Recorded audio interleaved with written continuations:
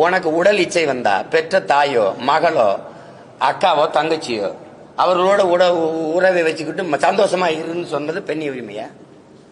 நான் கேட்கறதுக்கு பதில் சொல்லணும். பெண்ணிய உரிமையா? சரி, மதுவுக்கு எதிராவா? 1000 தென்னை மரத்தை தன் தோட்டத்தில் இருந்ததை வெட்டினாருன்னு அவர் பகுத்தறிவாதி தானே சொல்றீங்க? நான் ஒரு விவசாயி, ஏன் தோப்புல கல் இறக்க அனுமதி இல்லை, இவ்வளவுதானே? ஆமா, நீங்க சொல்லுங்க, இவ்வளவுதானே? எவனாவது மரத்தை வெட்டுவானா? கல் இறக்க ஏன் தோட்டத்தில் அனுமதி இல்லை, அதுதான் அறிவுள்ளவன் செயல். மரத்தை வெட்டினா வெட்டி சாச்சா இது பகுத்தறிவா?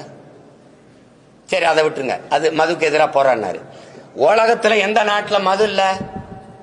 எல்லாரும் மது குடிக்கிறான்.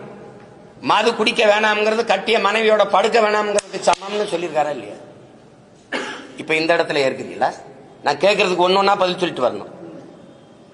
சமூக நீதிக்கும் பெரியாருக்கும் சம்பந்தம் இருக்கா? சமூக நீதி இடஒதுக்கீடு எங்க ஐயா ஆனமுத்துக்கும் சம்பந்தம் இருக்கா? யாராவது சொல்லுங்க. நீங்க சொல்லுங்கம்மா.